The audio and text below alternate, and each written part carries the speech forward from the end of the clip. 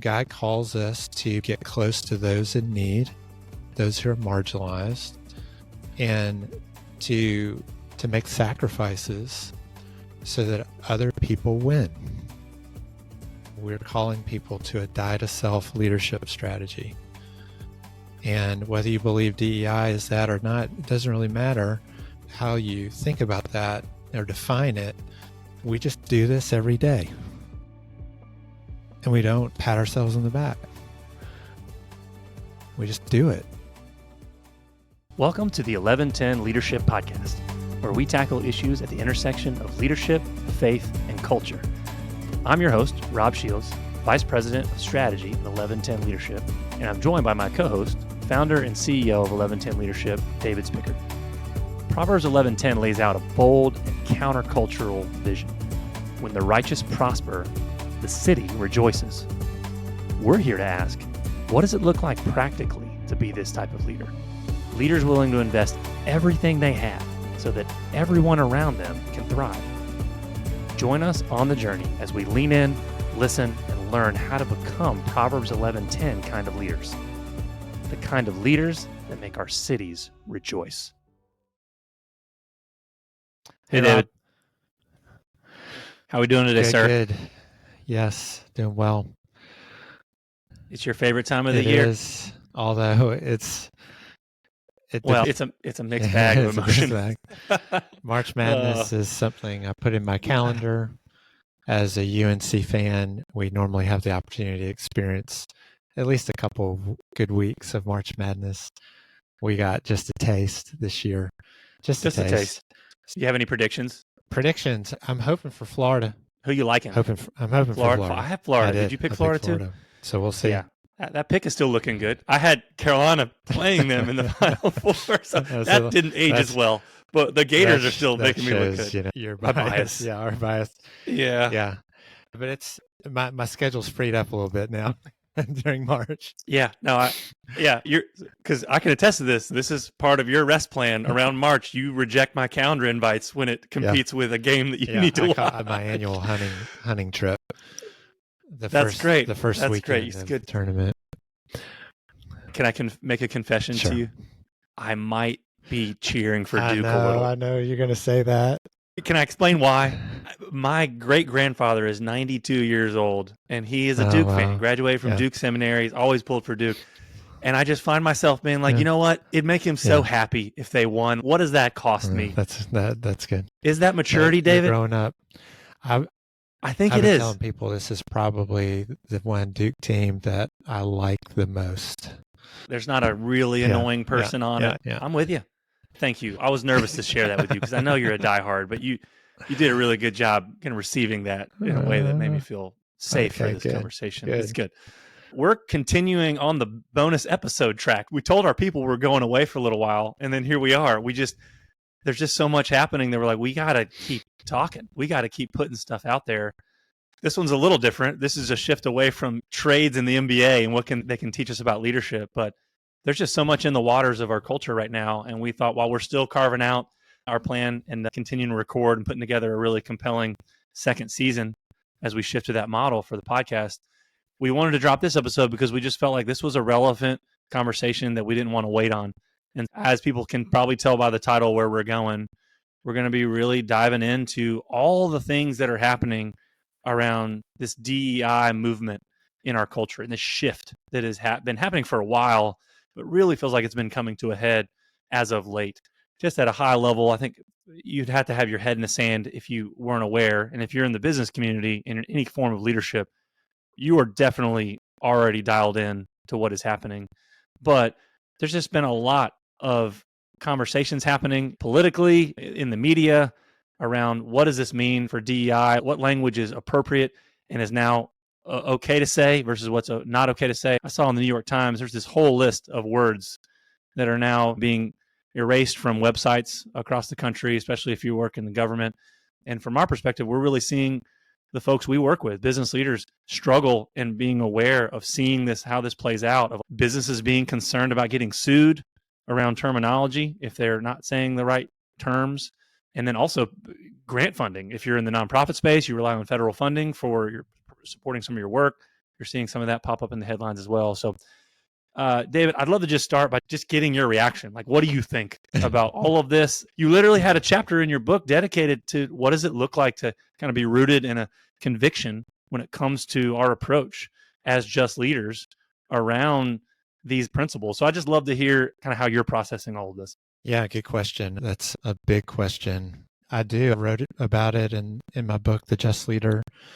The second quality of a just leader is building cultural competency, which is largely rooted in this topic of DEI, and mentioned some dynamics and principles in the chapter related to DEI that we feel like are still important and something that we can talk about today.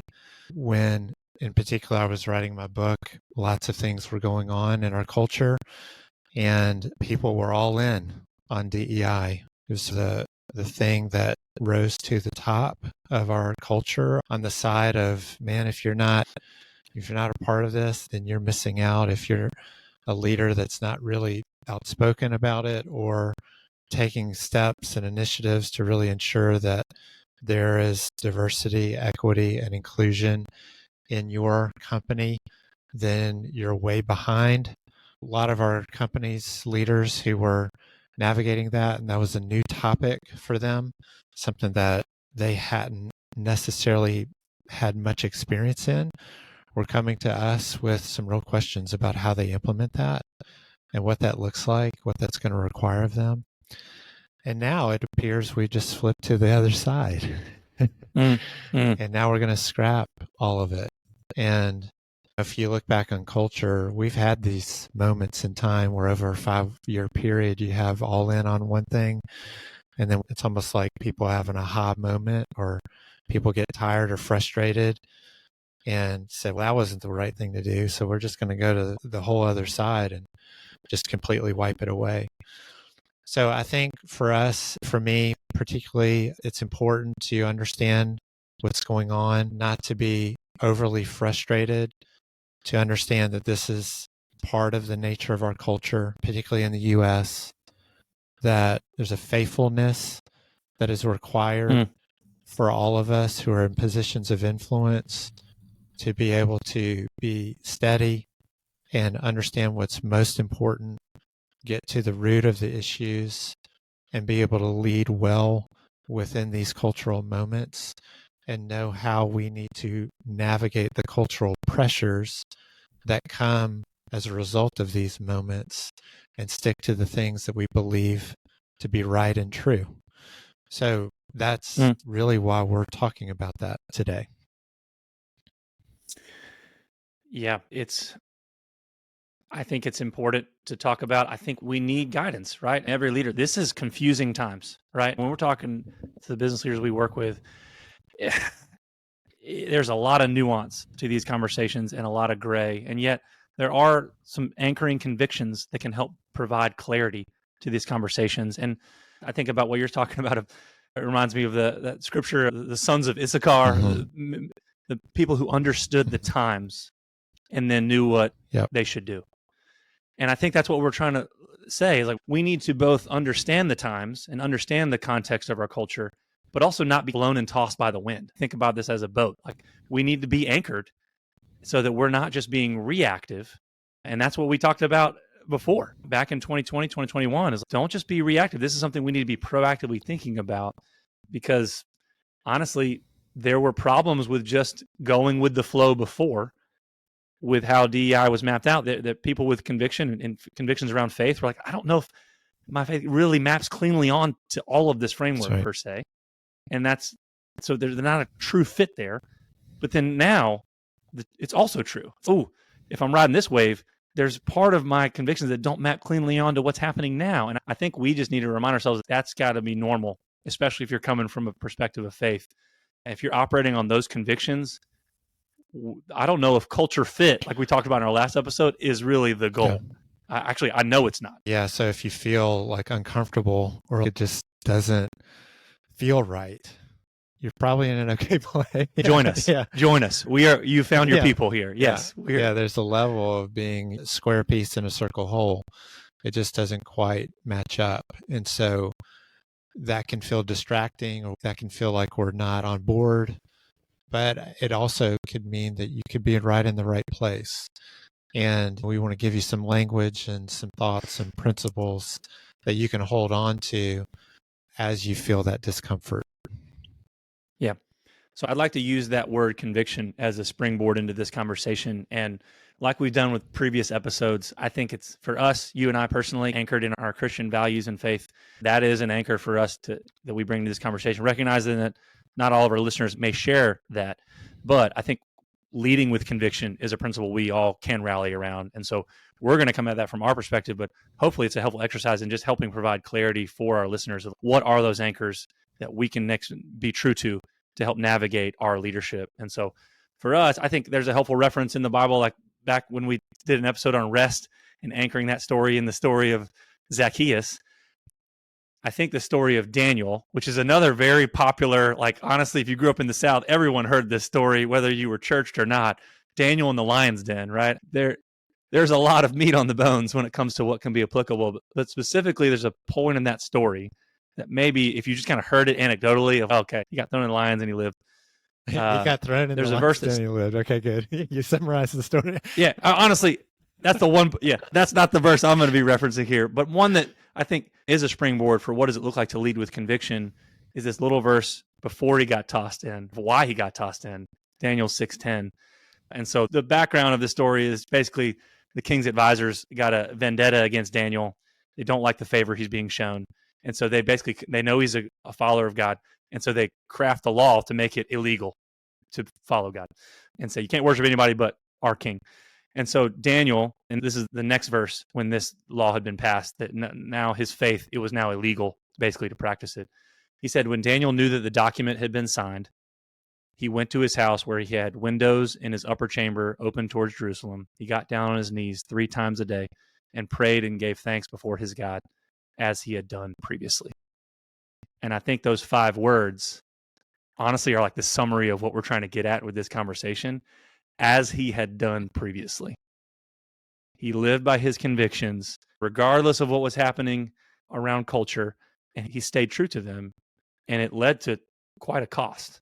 And so we're going to, I think, use that as a background of this conversation. So, David, we see Daniel as someone who maintained those rhythms and values, even when there were forces that were seeking to silence him.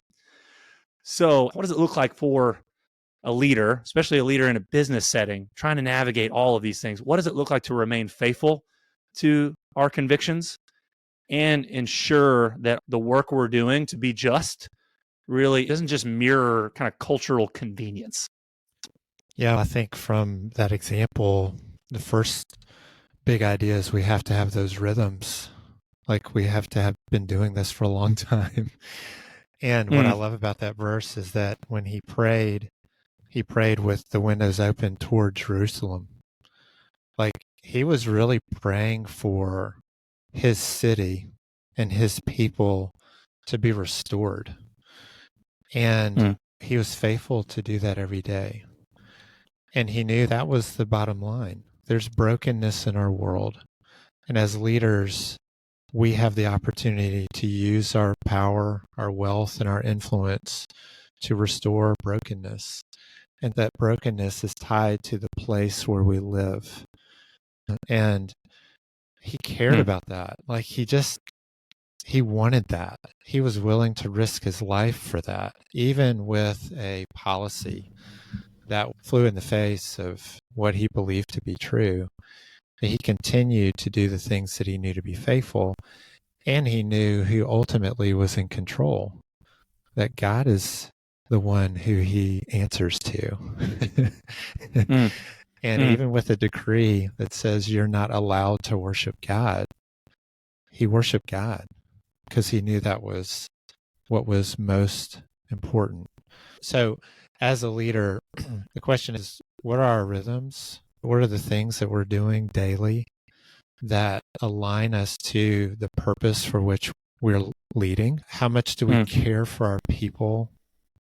How much do we have compassion for the place where we are operating? How much do we know our people and know those places and know what needs to be restored? so that we can go to the only one who can restore them on a regular basis and ask him to bring hope to a broken world. So I think that's step one. And if we don't feel like we have those rhythms, it's never too late. It's never too late to start those rhythms. Yeah, that's good. I think that's a profound point that is a callback to the things we've talked about of leadership is not detached from place, but really is informed by our context. And I think that's a good word for all of us. I know I can fall victim to this, is reading the news and the news cycles of what's happening in the world. Sometimes technology makes our world seem bigger than it actually is in reality. And I think that is a good practice for us to, like, we need to know what those things are that are happening, but we can almost be too fixated about things that really we can't influence, and get away from the point that you just made of, man, what is our context? What is our Jerusalem? Where can we actually influence? And it starts with, who are the people that we lead? That's our family, that's our neighborhood, that's our city, that's our company. And if you're in a position of leadership, like, what do they need? How are they being affected by this? What does your city need? And within your industry, how am I operating? And how are these decisions that are maybe happening on a national scale or a global scale, how are they affecting the people that I can actually influence? And so what do I need to do to stand up for the people who might be disproportionately affected by some of these things? I think that shrinks the conversation down to make it a lot more accessible for us. And it makes it such that we talked about being close and being proximate to people and to the brokenness of our cities, so that when we have the pressures, even pressures from within, to go a certain way or to do things that maybe go against our convictions, we have people in mind and relationships that we've connected to, and we know those stories and we know what's really going on, that then gives us the confidence to stand up to some of those pressures that we may receive, because we're on the ground. It's like we know the market. We're experts at what's going on around us. We're, again, leaders who see ourselves, see others, and see our communities. And therefore, we can be confident in the direction we need to go based on how close we are to those issues. Hey, business leaders, are you and your team truly thriving? The Thrive Assessment from 1110 Leadership is designed to help you find out. This powerful 360 tool uncovers key leadership opportunities and challenges to help foster growth and help you build a thriving workplace culture. With insights into trust, health, relationships, impact, value, and engagement, you'll gain a clear understanding of where you stand and how to improve. But what sets the Thrive Assessment apart is the relational process. It's so much more than just an online survey. Our team walks with you through the results, providing support and coaching to help you and your team thrive together. Ready to take your leadership to the next level? Visit 1110leadership.com to learn more and start thriving today.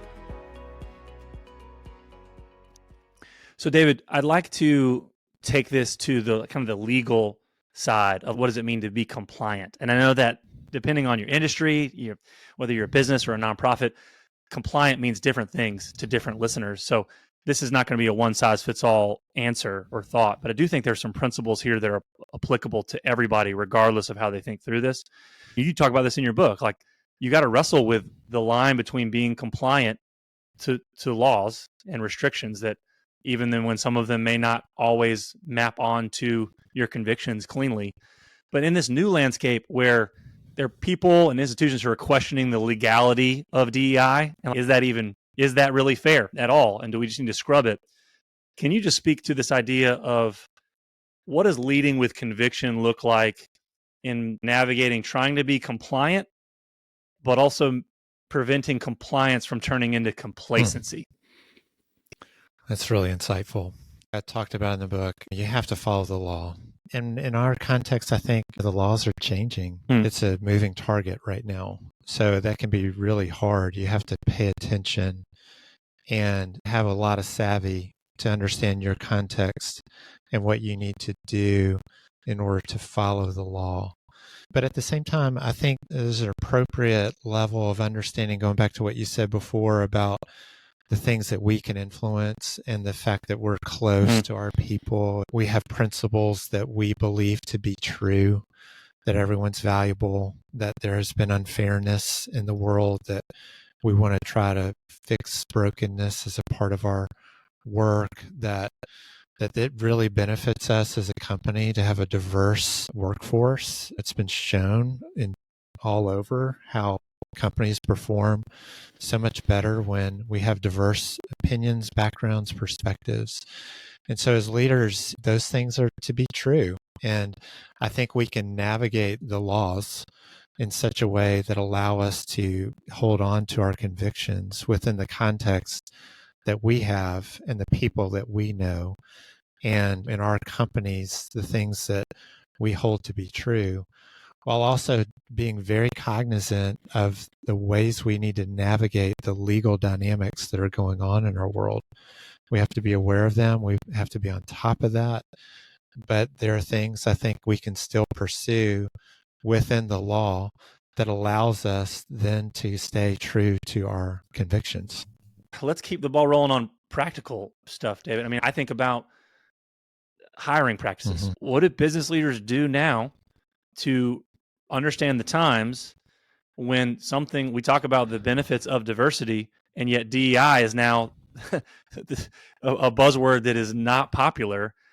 What does leading with conviction look like to really continue to pursue building a diverse team when maybe there is this push towards neutrality over intentionality? What I would say is you stay intentional. Yeah. You don't have to be a champion, outspoken DEI person to be a champion, intentional person who pursues diversity for your workforce and for your company. That's good. We don't have to hold the banner out front in order to be faithfully always pursuing this. And I think about, this is something I think about even in the current environment around faith and work. Faith and work has become very visible, and it's been great. There's a visible movement around faith and work where we understand how to integrate our faith in our work, and there are organizations that have been developed. There's a whole word and terminology around faith and work. There are products and conferences around faith and work. But I think about my dad and him being a doctor, and there was no talk about faith and work, but I could not give you a better example of someone who integrated their faith in their work. He never talked about it as a banner that he held up as being a champion of faith and work, or this movement that's now a part of our culture. And I would just say the same thing for us. We know these things are important. It's important to be leaders who pursue this intentionally, regardless of the cultural moment. We don't even have to say we pat ourselves on the back that this is what we do, because this is normal. This is what leaders do. We pursue things that allow for us all to experience the fullness of God, like we talk about in building cultural competency, because all of us are made in His image, and we all bring unique gifts, talents, perspectives, expertise to the table, and it's to our benefit to have everyone at the table. You know, I mentioned the stats of you can be more productive, but that's not even the main reason to do it. It's because we want to experience a big God. And we want to understand how He's working in the world in a much broader way than living in an echo chamber of people who are just like us. And God calls us to get close to those in need, those who are marginalized, and to make sacrifices so that other people win. We've talked about this forever on this podcast, that we're calling people to a die-to-self leadership strategy. And whether you believe DEI is that or not, it doesn't really matter how you think about that or define it. We just do this every day. And we don't pat ourselves on the back. We just do it. That's what it means. Yeah, I think what I hear you say is a word we use a lot on this podcast, is that really wholeness. To lead with conviction is to be about pursuing wholeness for ourselves and for others. And that's a big tent that doesn't have a lot of restriction, and especially when we're coming at it from a lens of faith, because we know God's got a big tent. And we could argue about how we go about doing that and how that looks from a policy perspective. And you and I should be careful not to go there, because we're not politicians and we don't really, that's not our forte. But I do think one of the balance, what you're talking about, and how your dad is, I think, a powerful example of someone who lived out their convictions in humility. And I'm sure that this is a whole other podcast episode. You could list many of the ways that he was willing to do things to live out his convictions that came at a cost. Right. And some of that stuff you probably weren't even aware of, because he didn't publicly say, hey guys, I'm really, look at me giving up a lot over here. There's your humility. Right. And so I think the way you even end the Just Leader, I love how you land the plane, because you take it away from this partisan conversation of look at me being really loud on one end of the spectrum or the other.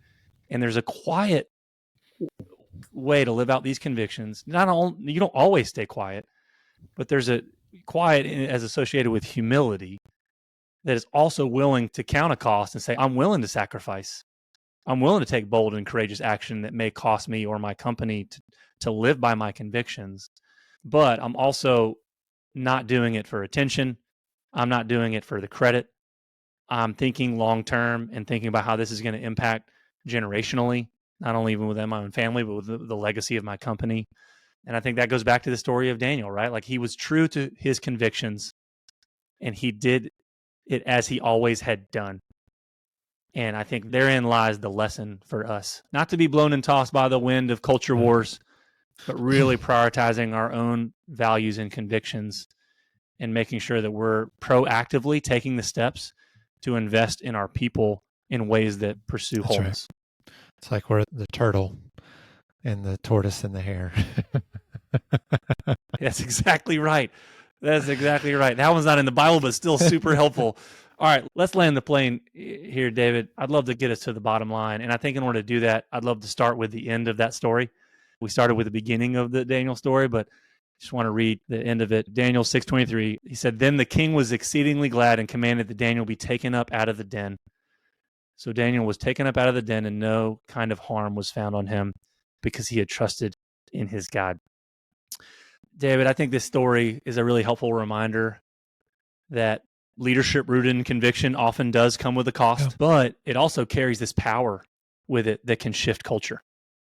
Not always. We're not guaranteed get out of jail or get out of the lion's den free card in every situation, but it can change things maybe in ways that we can't even see from when we're inside the den.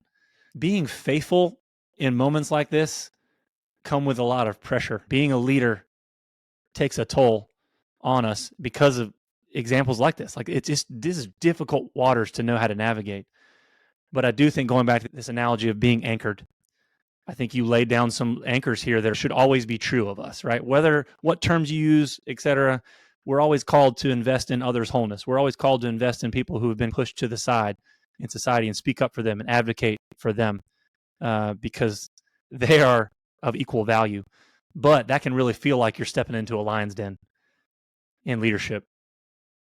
So I guess, David, what I want to ask you to do with the bottom line is really help our listeners. How do they think through what does it mean to be faithful in such a time as this? Yeah. I think there are three good questions for all of us to ask ourselves as we navigate this time. The first is, where am I feeling pressure to compromise my leadership? Is it people? Is it other stakeholders, policy, the cultural moment, perceptions of my own leadership? Where are those coming from? And why would they cause you to compromise your leadership? Second is, how can I embody my convictions more boldly in the systems and structures that I lead? And, one is to really identify what those convictions are. And hopefully those are rooted in people in place, like we talked about, where you have influence. and where you see the opportunities to make things whole. And so when you see systems that move against those people and places, what convictions do you have around that? And how do you stand up to them? Or how are you faithfully engaged with them, just like Daniel was, quietly praying with his windows open, looking at Jerusalem? Because sometimes the best work and the most powerful work we can do is just to pray. And then number 3, what are the daily rhythms like Daniel's prayer life that anchor me to God's justice and truth?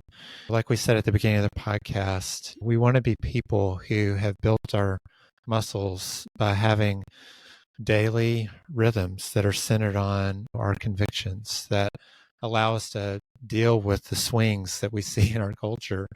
It's like being on a roller coaster. I can't be on a roller coaster anymore because I lose my color and I lose my equilibrium. And that's just the world we're living in. And all of us want it to be calm and safe and wish things can be all put together. But we just need to embrace that our world is going to be fluctuating. We're going to go from one extreme to the other. And it takes us being faithful in the daily rhythms, knowing what's true, to build our muscles so that we know how to respond when these cultural pressures happen and we have to make decisions that benefit our people and our place, knowing that just like he did for Daniel, God meets us in the den. God meets us in the fiery furnace. He's saved us. And for those of us who come from a biblical worldview, we are completely restored. And God has saved us ultimately so that we can know for certain that our future is secure. So those daily rhythms come out of that reality and that confidence that allow us then to meet the times that we're in. That's good, David. I hope this has given our listeners some helpful reminders, some helpful questions to ask that'll, again, help them to navigate this current moment in ways that are helping them to stay true to their convictions. And so I'm grateful for the conversation. Yes. And stay tuned. Rob. See ya. All right. To learn more about 1110 Leadership, visit our website at 1110leadership.com. That's the numerals 11, then spelled out TEN leadership.com. That's 11 TEN leadership.com. There you'll find more resources to equip you on the journey of becoming an 1110 leader. You can also get connected to our growing leadership network. If you've enjoyed this episode, share it with a friend. To help others find us, you can also rate and review us on Apple Podcasts or wherever you listen to podcasts.